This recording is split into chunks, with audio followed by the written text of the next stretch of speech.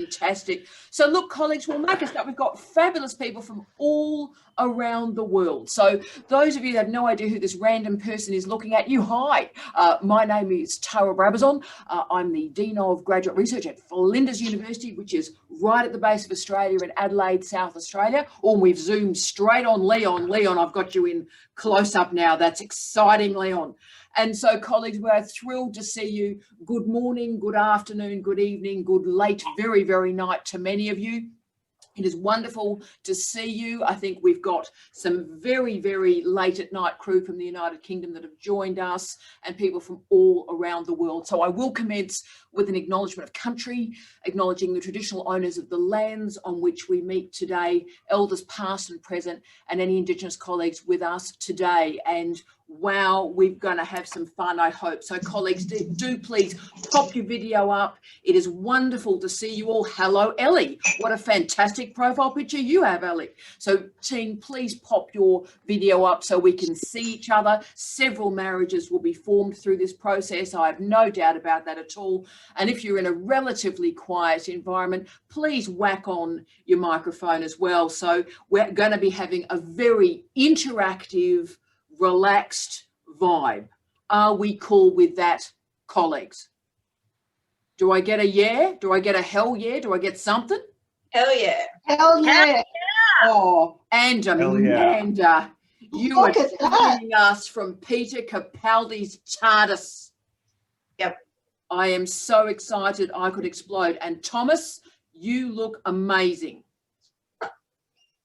Thank you. You are dressed for it. You look ready to rumble. So team, I'm thrilled to see you. So I'll just give a little bit of a vibe about where we came from, and then we're going to open it up and see what we want to do with it. But where we came up with this vibe is the truly wonderful Alyssa and Aidan, who I'm hoping will wave at you all randomly, wanted to have a systematic and careful discussion of Sara Ahmed's work, starting at an early book and going right the way through. And I thought, well, hell, if the three of us as a family are doing it, why not share it with the known and unknown cosmos? And my goodness me, by the look of these participants, we are sharing it with the known and unknown cosmos. So it is great to see you. And colleagues, if you can open up the comments and say hi to people and ask questions and talk about things, that would be tremendous. And also say where you are and what time it is, and if you're available to meet interesting people. Good morning, Dr. Leanne McRae as well. I have seen you, Leanne. Good morning. How are you? Gee, it's early for you, Leanne. Yeah, it is. yeah, it is. And look, one of your eyes are open too, so that's an amazing thing. But it's a great thing. Look, it's a great thing. So Thomas has already gone straight in there from the legendary Texas. And look, on such a transformative day, let's do this. So let's get into this, team. What I've done is I've gathered up a few topics or ideas that I think are interesting through this. I'm, of course, happy to go anywhere. But look, this is the early book from Sara Ahmed. And of all the books that have been read, this is the book that's least discussed and least cited. And I'm terribly interested in that. So let's talk about differences that matter. Originally published in 1998 with a secondary edition in the early 2000s. And I wanted to start with that introduction. I have a feeling, I'm looking at Leanne, I have a feeling that introduction was written last because, wow, it's tortured, isn't it? Wow, it's a tortured introduction. Hello, Janine. I get to see your name in big print. Please whack up the video so we can have a look at you, Janine. Great to see you. So I'm fascinated by this book. It's a complicated book from a complicated time in the international humanities. So there is that great quote from the introduction, which is, quote, "It is difficult to begin writing a book with a sense of anticipation that one's readers may already be feeling a sense of dread." Now, fascinating. So look, I wanted to go in there and look at Leon's face. Leon's like, yeah, let me tell you about the introduction. So colleagues, did you feel a sense of dread? And look, I'll go straight to Leon because I'm looking at Leon and your face is how I was. Yeah, Leon, say hello. Leon, say hello. Just say hi to everybody. Look, I only found out about this seminar yesterday, so I haven't even got around to downloading the book. So, well, Leon, that's all right. Playing catch up. No, but Leon, I'll start with you because then we'll actually go to the crew that we're managing the introduction. So, Leon, when you think about feminism and postmodernism as the two tropes or ideas, looking at it now over 20 years after that book was written, what's your vibe coming into that book? So it is about dread at the title. How are you feeling about those two words in a title? Complicated. I mean, I think postmodernism is always about everything is relative, yet feminism is trying to reset boundaries. And if you keep everything relative, then where do the boundaries go? So, I mean, maybe that's a bit simplistic, but that's where I would start. It's absolutely not. So both terms that are terribly volatile and I would argue antagonistic. So look, Leon, really well done, mate, because that's the point. That's the title. That's where Sarah is getting us into this conversation, that here are these two words that don't appear to fit and actually they don't. And the introduction, which perhaps was written last, shows that. Fascinating. I will go to Leanne because I want Leanne to offer her commentary on this before we open this up. Leanne, good morning. Good morning, Tara. How tortured was this introduction, Leanne? Yeah, it was a fairly tortured experience. And you know, when she started, you know, with that quote, you know, I was there because you know, anything with postmodernism in the title makes me kind of take a very, very deep breath. And, why, Leanne? Why? Oh, because it's so shit. You know, it's people have handled it so badly, like unbelievably badly, and they keep deploying it badly.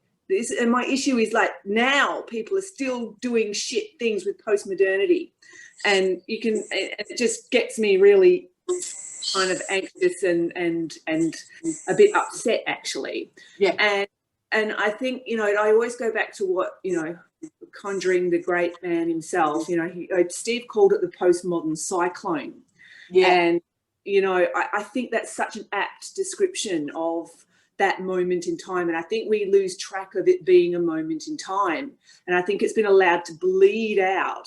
And when you start, you know, for me, you know, she's right, when you start attaching this and postmodern, this as like, oh, come on, you know, and not that I don't think there's something relevant to say about it. I just think postmodernity is so inadequately theorized that when you try to trouble it with something else, it becomes even more blobby and nebulous and weird and strange. And what I did enjoy, though, is I think she actually did handle it in the introduction relatively well. I think she actually did a fairly decent job at showing the complexities and the difficulties of taking postmodernity and feminism and trying to, you know, bang them together and make them mean something. But yeah, after the introduction, I've got a bit bored. Yes, I hope somebody's well and hasn't just swollen their own tongue. That sounded slightly worrying. And Leanne, you weren't concerned with the overemphasis on leotard? Oh, yeah, of course. I think, you know, again, that's part of the problem is this kind of, you know, and she does address it a little bit, this kind of reification of this kind of very male kind of dominated, like male equals high theory, and how feminism finds a space within that, I think is you know, she does actually address it, but I don't think she models it very well. No, particularly since Irigaray and Kristeva were available for commentary too. Yeah, absolutely. And, you know, and obviously Baudrillard everyone's so scared of him, you know, and it's like we'll mention him because we kind of have to talk about him, but we don't really know what to do with him. So we just kind of like, this is my fingers indicating what happens to Baudrillard when we talk about postmodernity. He kind of flits across and off the screen. Very well said, Leanne, because I certainly had a feeling, and obviously we've got 20 years of outstanding complex theory that arrived after this book, but the undercooked nature of the deeper engagement with Derrida and Baudrillard, I think, are the problems that are sort of hanging around for us today. Yeah, but maybe also she wanted to not make it a male space so much, that she wanted to touch on these but not give them, you know, the same full-throated kind of space that, you know, those guys always get. Maybe, but what's the relationship between a vagina and feminism, Leanne? Exactly. It's a good question there, Tara. Well, you know, we don't speak with our vaginas, but maybe we do. Rachel, good morning, Rachel. Rachel, my darling, did you approach the introduction with dread? Tell us about your dread relationship, my queen. I also only found out about the series a couple of days ago, and I have not read the book. But I'm looking forward to reading more of Sarah's work. I've done a little bit of her reading in my work, but not a lot, to be honest. And not this book, which is not reading. This book. Yeah. Not this book, which is, as I said, the most undercooked one. So, Rach, are you coming to this with some dread? So the idea that we're returning back to feminism and postmodernism, which is a word that I haven't used, hasn't really come through my lips in about 20 years. I'm not really sure where I sit with it. I think I'm like a little bit on edge, maybe a little bit of dread, but I'm not really sure where I sit and what I think about the relationship between feminism and postmodernism. Maybe this book will enlighten me on that. And look, I will ask you the Leanne McQuay question before we go to Alyssa. And Rachel, the question is, what's your feeling about feminists citing other feminists? Are you in the politics of we need to cite women? Where's your politics of citation on this, Rach? I'm definitely in the politics of we need to cite women because, I mean, just the fact that women are the least cited gender, I guess if you're thinking of two genders, I would say that feminists need to cite feminists. Even just thinking, I was just thinking about something not academic related, but in the Hottest 100 this year, I only voted for women or non-male artists. And I think that it's important that we just keep pushing women into the center rather than thinking that we need to be equal about it. So therefore, if an intellectual area or paradigm or trope is dominated by male writers, we should park that. We should not deal with it. Oh, for sure. I think that if there are females writing on the topic, we need to talk about them. Right, that's pretty clear, everybody. I just saw Gail's face there. Good morning, Gail. Doing well. Rachel, I'm thrilled to have you here, my darling. Speaking of dread, Alyssa, good morning. Hi. So do you want to talk about your dread that you've dragged Aidan and I through this week with this book? Or look at that face. Yeah. So I wrote notes. I've got a piece of paper. It says, "Am I dumb?" That's as far as I got.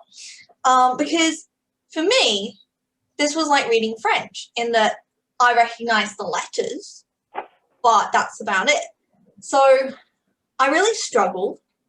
The whole thing was just a struggle. And I had to flick through and I was trying to kind of get a feel for it. Because sometimes when I read challenging things, you know, that strategy of you read the first bit of a chapter and you read the last bit and then you kind of work back because there should be kind of an introduction-y and a conclusion-y bringing together. But I didn't find that with this. And I think that's where I really struggled in that I didn't really see where anything was going. And it was like coming in halfway through a conversation, which, you know, arguably this probably is because I don't know very much about the topic. So, you know, maybe, I mean, I used Wikipedia as well. I went to Wikipedia. What? I also went to Google.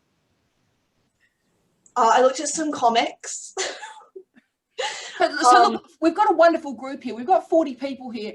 Video and hands up. Is anybody agreeing with Alyssa? Like you read it and went, what actually just happened? Anyone like to put their hand up and make it feel better? Thomas is with you. Thomas is so with you. Karama's with you. That's fascinating. But Alyssa, can I be hard on you? And only I can be hard on you because, I mean, I'm your supervisor.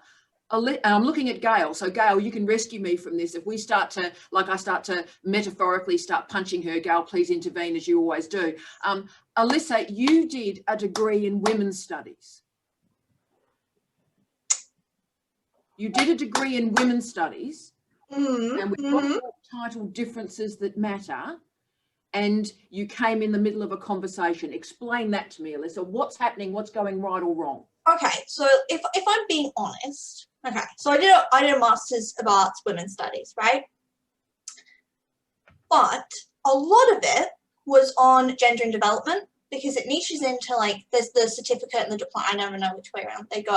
So I didn't actually really engage with a lot of this. So a lot of the gender stuff that I learnt about in that program was really more about how it's used in development studies, and there really wasn't an engagement with theory like this. A lot of the women's studies topics I did specifically, you know, they were code shared with like law or history. And I don't want to be like really negative, but I didn't realize how much I wasn't learning about really feminist theory and feminist history, and I was getting kind of almost like pop women's studies.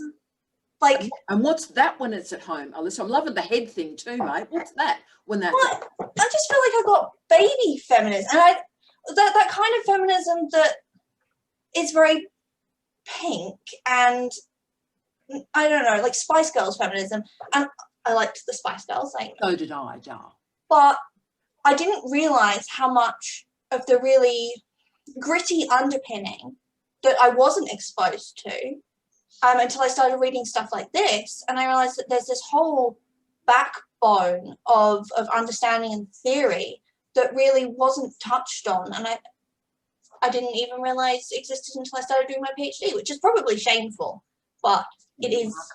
That's, I can see Gail straight in. Yeah, Gail, look, Elsa, I was going to say it's not shameful to you. It's actually shameful about the university system.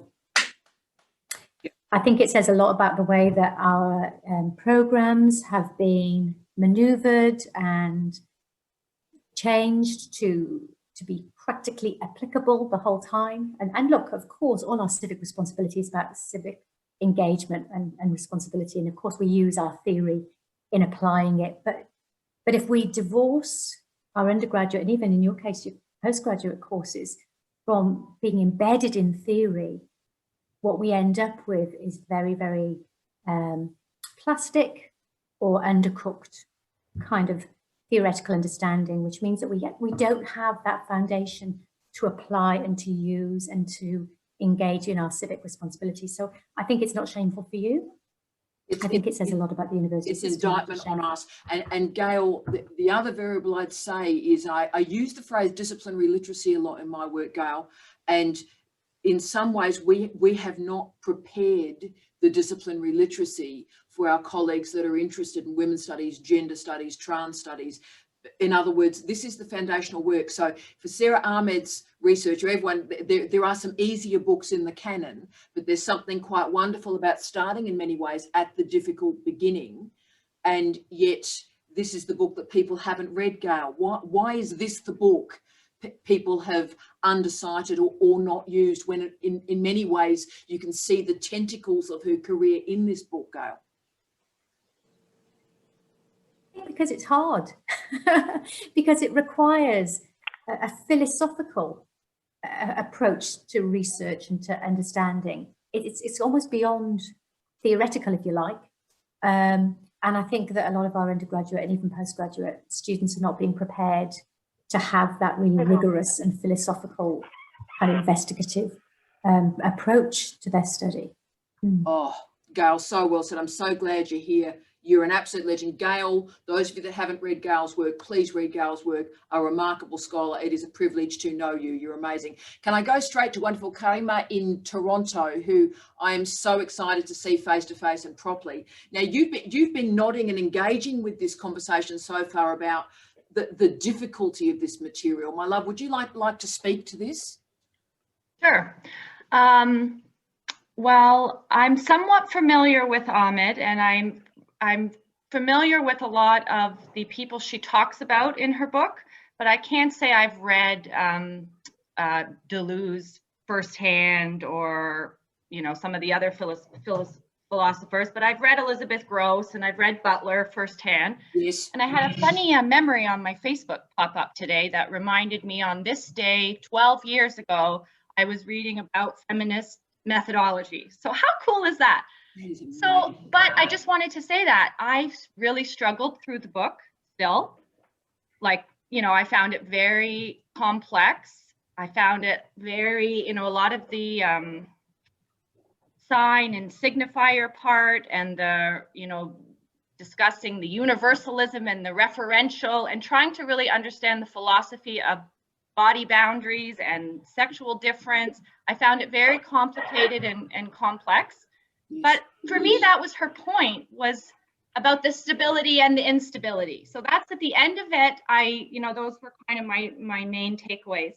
But I think it's, I want to go back and read New Materialists and see how they take up Sara Ahmed, because a lot of what she was saying, I had heard from who I call New Materialist thinkers. So you know, so it was very complicated. I knew the names, I knew a lot of the concepts, but I was still very much, you know, a lot of WTF moments, you know, like for me reading the book. And I also want to just say she talks about doing a close reading and the ethics of close reading.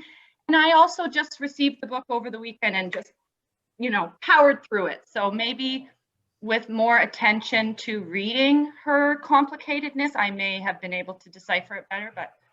And Karima, my darling, I'm always interested too when people talk about close readings too, because it's like close reading and what's the alternative? Distanced reading. So what does that phrase mean? What does that actually mean? Well, for me, I can read things quickly. You know, I can read things quickly and I can get a general sense of what I think is going on in the paragraph. But even, you know, when you get sidetracked and you go back and you look at the same line you've already looked at, you know, I can reread the same line and it just affects me differently. So a close reading, I'm learning from my reading about reading and listening to you about reading, is that it really does take time, you know, and sitting with it, and the idea of slow scholarship. I'm a slow scholar. So I just wanted to say that it was complicated, but I had to rush through it. So, you know, I got what I could out of it. And I'm so happy to be here. I'm so happy that you're here. I'm so excited we've met properly. I'm so excited I could explode. You are amazing. You and I are stuck together forever and ever and ever, let me say. So thrilled. Oh, you're a superstar. Look, we'll return back to you in a second because I want to just go to Amanda and talk about exhaustion. Good morning, Amanda. Sound helps if I unmute myself, doesn't it? Well, it does, but the glamour of your shot is so profound. But look, I did, when I was going through and prepping up this, Amanda, I was hoping you would come, and I had a particular vibe for you and I to talk about, and that is exhaustion, feminism and exhaustion. So Ahmed described an exhaustion of feminist concerns, an exhaustion of feminist concerns. Now, that was written in 1998, and she connoted postmodernism as perhaps a symptom or a proxy for that exhaustion with feminism. That's an interesting argument, but I wonder, is feminism exhausted now, Amanda, and what do you see as the proxies or causalities or correlations for that? I mean, I think the issue is you can't say feminism as a singular, it's feminisms. So there's multiple different feminisms that you need to kind of address when you're talking about this particular space. Nice one. But is it exhausted? I think it's exhausting, working within from a feminist perspective, because there are so many embedded and contradictory concepts that we are trying to deal with when you're talking about, you know, like popular feminism and popular misogyny after, you know, Bennett Weiser. There's like this embeddedness that creates conflict in so many different ways and in so many different spheres. So is it exhausted? I think it's still incredibly relevant and incredibly important. And I think we need to reimagine it and reframe it in different ways and through different contexts so that it actually maintains its relevance, because it still is relevant now. We still live in an androcentric society that completely sidelines and marginalizes the woman's voice. And I take woman as inclusive, as trans, non-gender, all sorts of, however you want to call yourself, I'm all for you. So yeah, is it exhausting? Yes. Is it exhausted? No. That's pretty clear. Thanks for coming, Amanda. You've sorted that one out for me. I knew you would. Can I go to the wonderful Lizzie, who is looking at us magnificently? How are you, Lizzie? Do I get a wave? Do I get a demute? Let's see if I can demute. There we go. Where Hello. are you on? And you look so glamorous. What a glamorous location you're in. Are you in a feminist exhausted or exhausting mode? Where are you? It's not exhausted. I would agree with Amanda. Yeah, absolutely. Yeah. And I haven't read the whole book. I didn't even get through the whole introduction. I sort of sat there being confused. That's amazing to me. That is because, I mean, Lizzie, you're amazing, amazing scholar. And so in some ways you were exhausted by that intro. Oh yeah, like I don't think I'm particularly good at reading. I'm not someone who can read quickly and even get a little bit. I've got to, I'm constantly, my brain goes off to other things, and so I'm constantly rereading the bits. And I just, yeah, I was the small amount that I did read, I was quite confused what was going on. And Lizzie, let's talk about this, you and I, for a second, if we can, about feminism and feminist writing that we may lead to. We might just have this moment now, you and I. Feminism and our bodies and our relationships with words. And remember, we don't write with our vaginal lips, we speak through this. So the vagina has nothing to do with a feminist writing modality. So do feminists have a responsibility to write and disseminate differently so there is a way into our prose? What responsibilities do we have as feminists to our audience of readers, do you think? I'm not sure that I think it is something specific to feminists. I think it's, I think that writing in a way that's accessible is just really important for everyone. And so I'm not sure if that answers your question, but, I think that, I guess that's expected more, well, for me, that's expected more so of feminists, because there seems to be a lot of concern about like having a feminist voice and giving space to women and basically not male people. But yeah, and so it's sort of, I feel like it's expected more of feminists that they make it accessible, but I feel like everybody should be making their writing accessible and trying to make sure their ideas are disseminated to all sorts of people, not just other academics. Beautifully said, Lizzie, and of course that's my politics. If we're paid from the public purse, which most of us are, we have a profound responsibility to contribute to citizenship. Then the next question is always, building on from Alyssa's remarkable commentary as well, is do we have a responsibility to provide pathways into our work for multiple people so that you're not excluded, so that, Lizzie, you're not reading that intro and going, really not sure what's happening there. I wonder how we handle that, Lizzie. What could we do better to ensure an introduction is written where you go, okay, I've got enough to keep moving? What could we do differently? To be honest, I don't know. I personally think that you should be disseminating your research through different paths. So maybe there is something like that people really, they love this complicated way of writing, and actually they get a real kick out of it, and it's sort of like fun deciphering and trying to figure it out and whatever. But then, popular magazines or, things like that, I think like it shouldn't be dumbed down in those things, but maybe explained in a more accessible way. In a different way. Yeah. Lizzie, thank you for that commentary. Absolutely remarkable. Thank you for being here. You're a legend.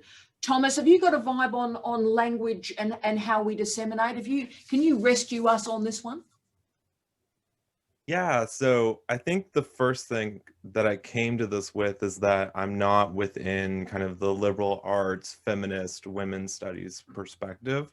And so I'm very much in like I was in a psychology program that was at like an engineering school. Right. And so my only contact with, feminist theory and postmodern theory was through like my English literature courses. Yes. And so I'm kind of coming at this with fresh eyes. And so I wasn't really filled with dread as much as I was allured in, because I was like, oh, this is something I don't know. This is language I don't understand. How can I work my way through the puzzle box? Lovely. But I definitely get the vibe, particularly after the introduction, that I'm left with more questions than I had going into it, which I think is kind of the curse of knowledge. Yes. But also I feel like it could have been more clear, especially if the women's studies students are having problems with it, like somebody outside of that discipline not understanding is also a problem.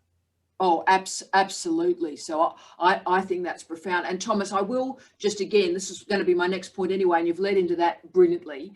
In terms of your engagement with this area, have you had, through your disciplinary background, much engagement with the word postmodernism at all?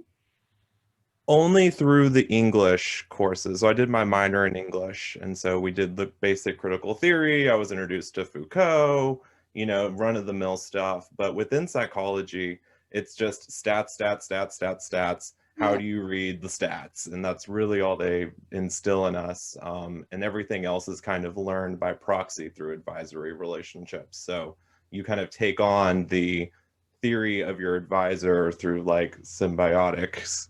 Yes. I guess you would say. Yes, amazing, amazing. Thank you for that comment, Thomas. You're just a legend. Wonderful. Maeve, can I summon you for a moment? Because obviously you're the exact opposite in many ways from Thomas, because you've come from a real high humanities background, Maeve.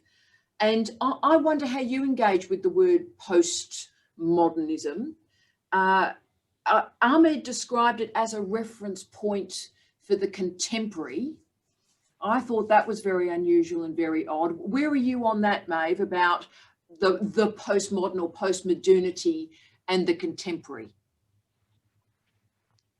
And the contemporary. Okay, interesting.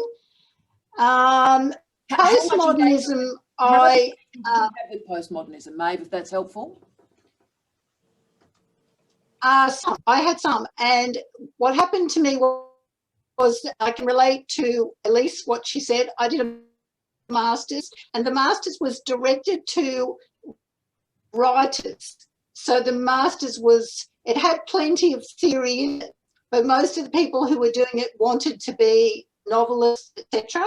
Yes. And so I watched what they did. I engaged with every bit of poetry they gave me because I've always been interested in it. But I watched most people didn't, and they set the course that they could still pass whether they engaged with the high theory or not. Yes. And so I every time they gave me an intro, I was wanting to learn more. So in the end, as I came to the end of my master's and I was doing the research unit, the work that I did began with, I thought, actually Deleuze and Guattari, and then it ended up that their theory wasn't applicable to what I'd written. Yes. And I had to go to Hutchian in order to elucidate what I'd done in retrospect and find answers that way. Yes. And I ended up with quite a close, somewhat understanding of postmodernism. I engage with books weirdly, but that's okay. So I start at the conclusion on a difficult book. Then I pick through the references list and through the what other ways in indexes, all sorts of odd things, to go to something that I, in teaching terms, to go to something I know, to branch out to things that I don't. I found reading about her really interesting. I look up her now, and her now is very interesting. And I'm also accused of that complicated writing and thinking. So one of the ways that I looked at it was that I wonder, and I just raised it as a question, whether this book had this massive complexity of her thinking, and that I haven't read all her other books, but over the years she teased them out into themes and was able to kind of come to more less complicated positions, because as she developed her work, she was developing those complex ideas. Contemporary-wise, like, I'm a huge student of feminism, but more from a lived experience rather than a theoretical point. And so it occurs to me the way...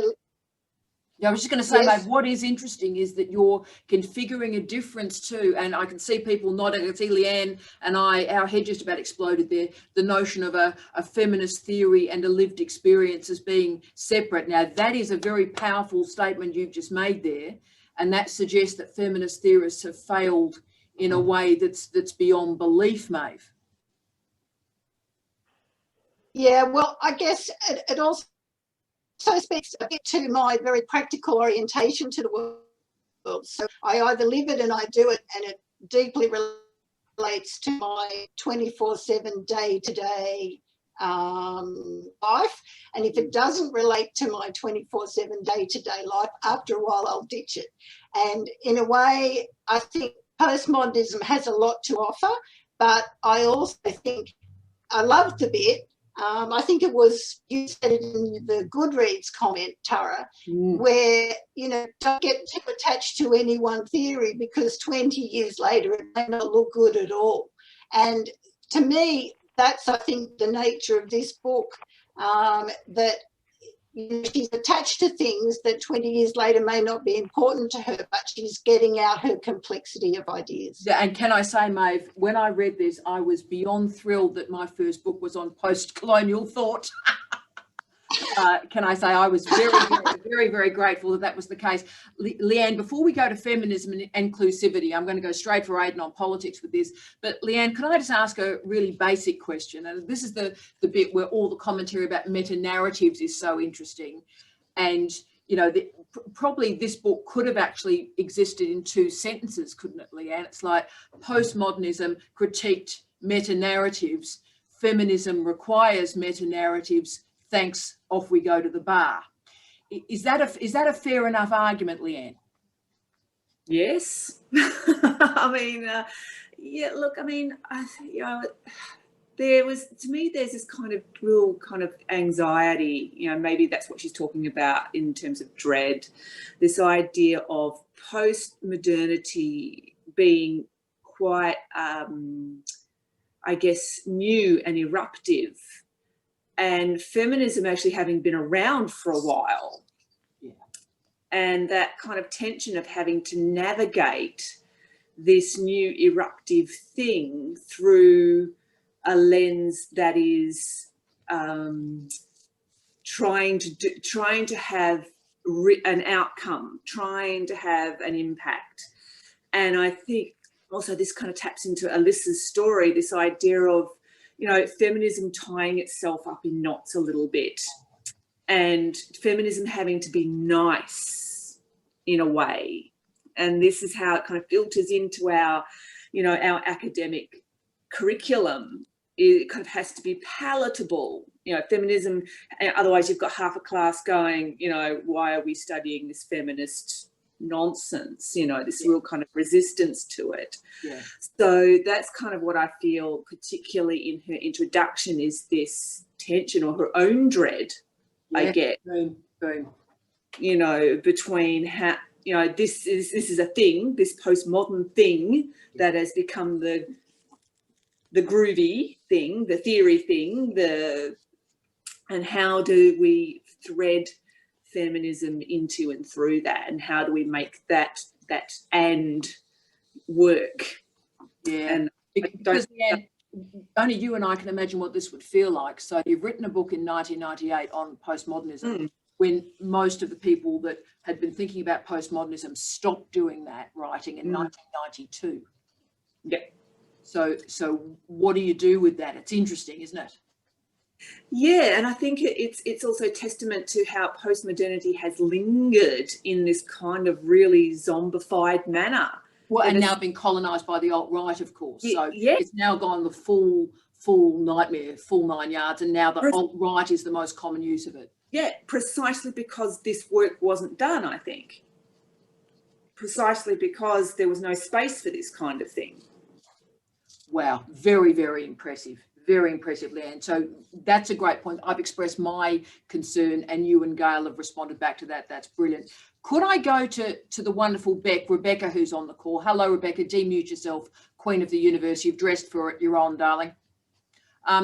Beck, I wrote this one for you, hoping that you would be with us today. Can I see you, Baxter? Hello, Rebecca. Do you want to say hello? Me? Hello. Hello. You look gorgeous, darling. You look gorgeous. I wanted to talk to you because you and I have talked about this in many different fora about feminism and women and inclusivity, right? Now, Ahmed stated thinking of gender as an articulated rather than isolated category means giving up the assumption that feminism itself is inclusive or speaking on behalf of all women. So that notion of we've got to let go of that inclusivity in 1998 was interesting. where is your perspective now on feminism and inclusivity, noting all the sort of popular cultural stuff that happens around sort of Karens? I mean, some of my best friends are Karens, but like all the Karen stuff, and indeed all the TERF stuff. So where are you on feminism and who is part of the story and who's excluded, Beck? Right, I will try and get to answer this, Tara. Thank you for another curly one. Yeah, but it's I just thought it was interesting waking up this morning and seeing the inauguration ceremony, and Kamala Harris. I just find it quite interesting that she's the first African-American vice president, first female, but we have to say that. We have to preempt all of the accolades about her with, she's the first. She should just be Kamala Harris, vice president. And you know, I think that it has to be signposted. Yes. First woman. So where do I sit? Where are you on that? So in other words, Kamala Harris is what Baudrillard and indeed Barthes would describe as the marked sign. So used to blokes in politics, white blokes in politics, we're all cool. We don't have to say there's another white bloke in politics. Hell, there's another white bloke in politics. We don't have to say that because white blokes are in politics. Yeah, anybody that's right. that's not a white bloke in politics, we have to mark it. We have to mark the sign, right? So that suggests we've still got a lot of work to do. But in terms of feminism as being an outward sharing, caring environment and open in terms of its politics, can it be that anymore, or is feminism better being a much more of a gated theoretical community? Well, one thing that Sara Ahmed said, and I think it was maybe in either the ethics chapter or the woman chapter, was about sameness and otherness, and when we are talking about women, that we need to be inclusive of other women's experiences. But then I'm finding there's a very fine line where I don't want to speak for other women of other cultures or other I know my story and I know what I understand. So she was talking about that inclusivity that we need to bring when we discuss it. We need to discuss all women, and I understand that. But then perhaps as a Karen, I'm going to get you self-actualized person, don't start speaking for other people. I thought it was interesting what she said about becoming was the movement between the becoming woman is fascinating to me. Yes. That becoming is also set against big institutions like the family, the church, and the state. I thought that was interesting. I'm like a lot of others. This was a big challenge to read, and I did read the start and read the start of chapters, the end of chapters, wrote down a few notes and had to pull apart what was inherently modern, the politics of emancipation, agency and rights, and then the pull towards postmodernism to the very critique of onto-theological nature of such beliefs. And so there's that stretch between the two. So I locked onto very little things. And I know you asked me a question about feminism. So the other, from the conclusion and in terms of your question, she said, maybe this was about metafiction. I got stuck in the text. Wow. And I think that happens to me where I, as an individual, get stuck in the text and need to perhaps broaden out in a broader way. And is this perhaps answering your question? It is better than a question, darling. Keep going. Perhaps the other thing I want to ask now is, I read an article defining the post-contemporary moment. Yeah. So she wrote this in 1998. What would she say now if we can call it postmodernism or a post-contemporary moment? How her ideas about the sameness and otherness, the feminine, the becoming. Yeah. What would she say now in this post-contemporary moment, if that's what it is? And is it just a readjustment of a post-contemporary moment? And where does feminine sit in that post-contemporary? Yeah, see, I don't use the word postmodern, and I haven't used it since 1991 too, because I used it in historical formation. And as we've talked about, Beck, my beloved late husband, Steve Redhead, wrote a book called We've Never Been Postmodern. So I come to this book with that sort of very interesting frame. And indeed, a lot of colleagues, a lot of scholars, a lot of the scholars that Ahmed mentions in her book have iteratively reflected on their research that's cited in that book and critiqued themselves. And, you know, the wonderful Bev Skeggs is a great example of that. Her work on feminist jurisprudence really transformed law. So, Beck, my line on the post, I'm very comfortable with the post and the double post, the post, whatever, because how I use post is with great respect to post-colonialism, where it's not that colonialism is over, but it is a reflexive engagement with the word that follows. So what we need to grasp, and building on Leanne's point, which is my head exploded and has changed my universe, is because we didn't do, and I'm talking we, meaning the people who engaged with postmodernism and went, yeah, I've moved on, that doesn't work, in 1992. We needed to finish that story. We needed to finish postmodernism with a bang rather than a whisper, probably, Beck. We needed to finish that story, show the strengths and weaknesses, and conclude it. And because we didn't postmodern, the alt-righters ended up claiming it and used it as a stick to beat left-wing people over the head with, right? And that's what's happened. So the likes of a Jordan Peterson and so forth have used postmodern in that way as a stick to be a proxy for the humanities, I think, Beck. Does that help a little bit?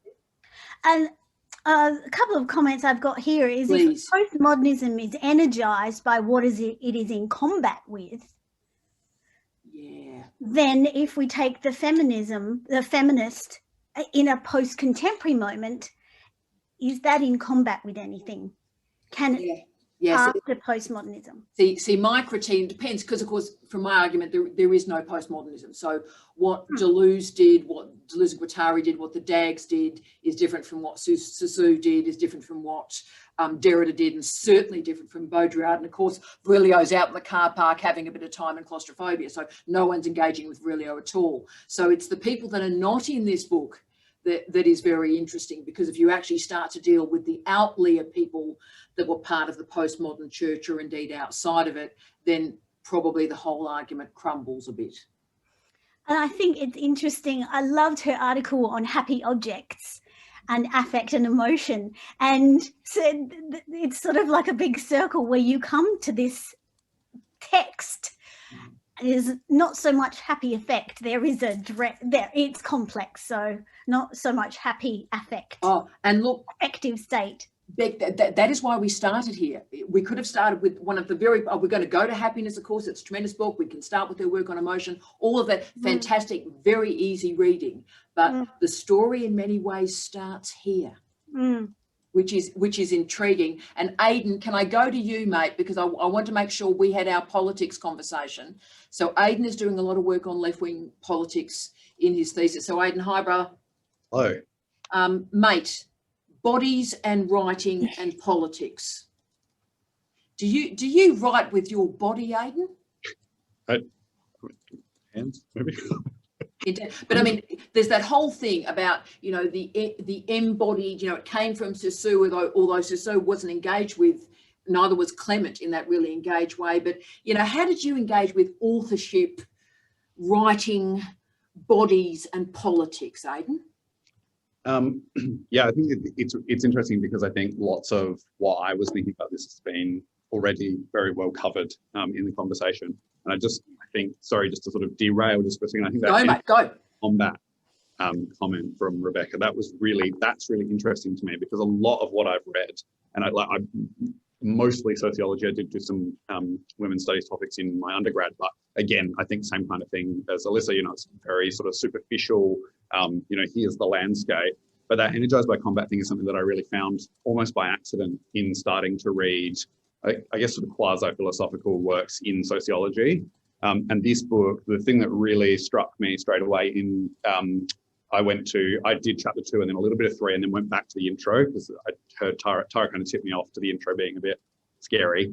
But the thing that really sort of hit me straight in the face right when I started in chapter 2, I think, was that I don't know if it's actually Ahmed who was doing it, but there was this division between theory and practice, and that's been sort of picked up already. But I think that's really interesting because that division between theory and practice, and she says, I think it's something along the lines of practice is sort of the struggle of the living and being it, and the theory is an engagement with sort of existing, I don't know, bodies of literature or bodies of law or, you know, those other kinds of things. And I think it's like, but you can't, those things aren't divided. They are, you know, and engagement is a practice, right? So that was a really interesting division to me, but I think that's really present in a whole lot of sociological theory that kind of masquerades as philosophy. Like it kind of thinks that to do philosophy well, we need to sort of step back and distance ourselves from those practitioners, you know, those people out in the field. And I've really struggled with a lot of this in my own sort of data collection space. Like when you're out in the field doing field work,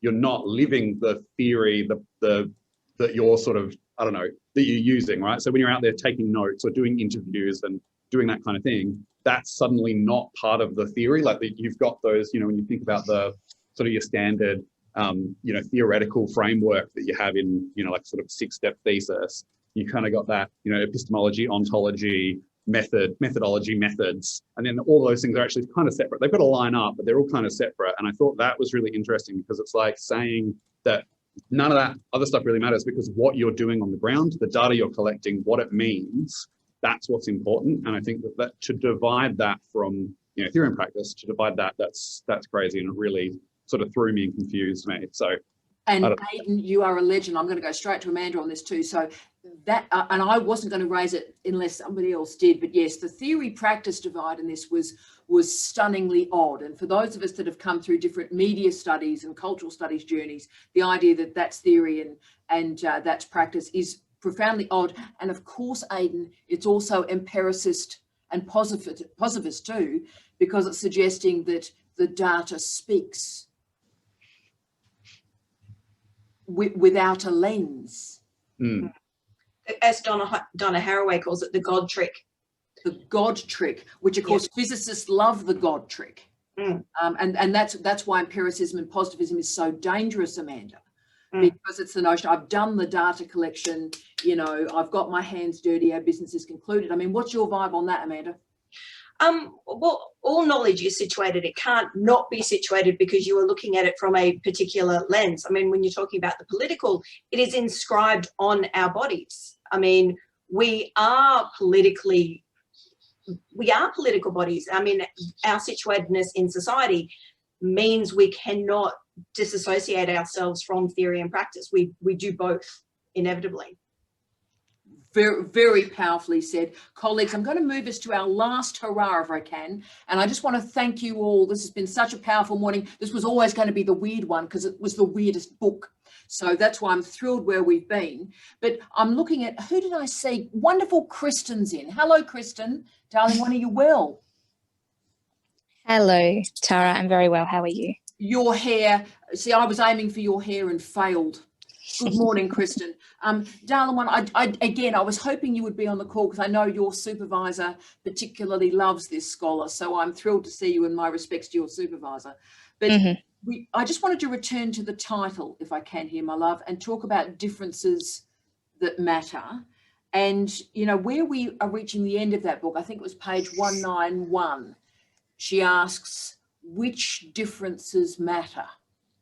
And I sat with that on my beanbag for a time. And I think for me, that's the question. And look, still, I'm quite moved now, quite emotional, quite moved now.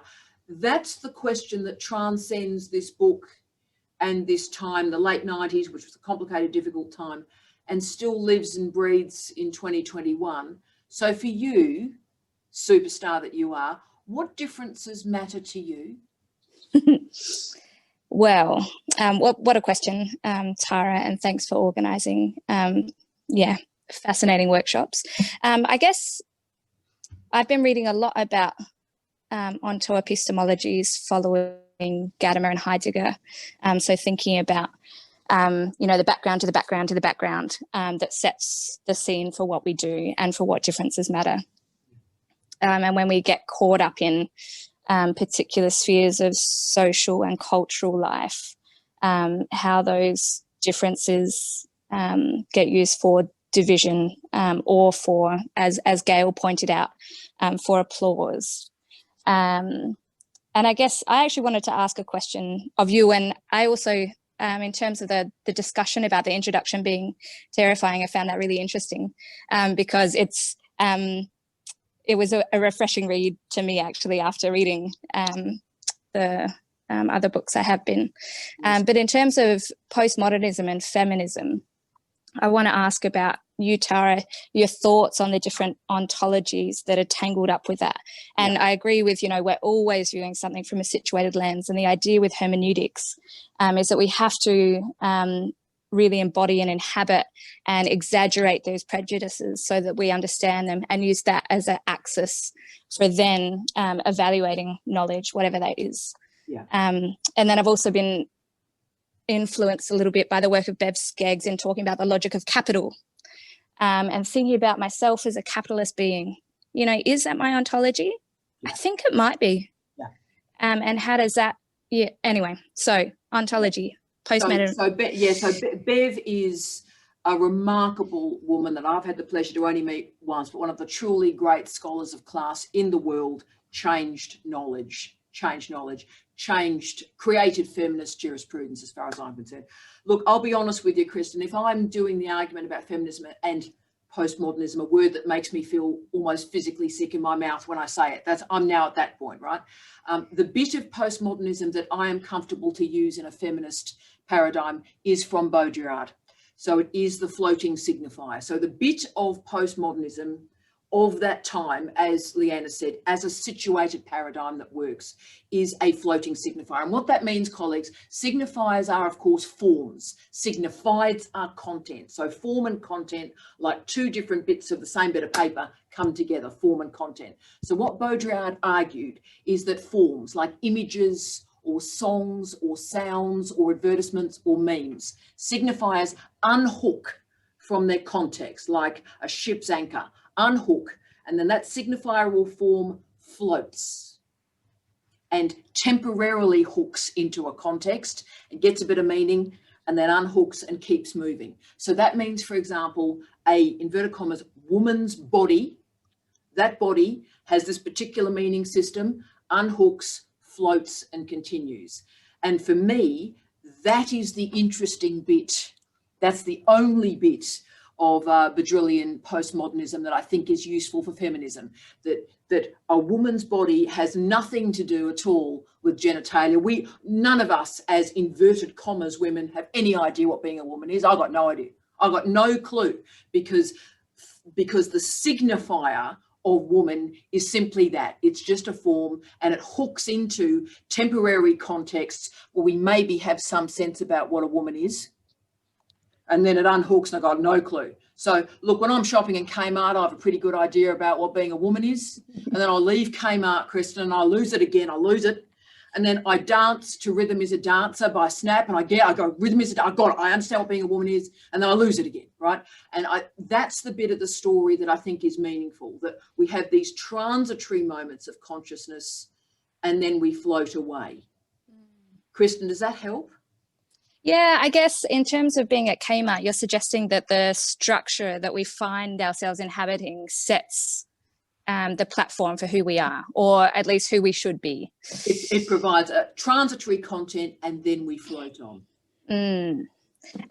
So yes, that is very helpful and interesting. I also wondered in terms of there's probably a word for this that ends in -ogy, but in terms of, because we talk about this sometimes in the context of PhD examination, how younger academics, or more junior academics, tend to be harsher on PhD examinations, and kind of not in the sense of emotions, but in terms of tearing apart the work. And I wonder how much that's also kind of signaled in terms of a junior academic feeling they need to lay a claim or stake or I don't know. What do you think about that? Does that make sense? Pretend that the transitory hook is actually permanent. And of course, we, as a young scholar or as an early career scholar, we all hang on. And again, Sara Ahmed, in so much, remember, she's an early career scholar when this remarkable book's written. So she's holding on. She's holding on, going, this is, I've gone through all my PhD and all these degrees and all these courses. And she talks about courses she did at the University of Adelaide, Kristen.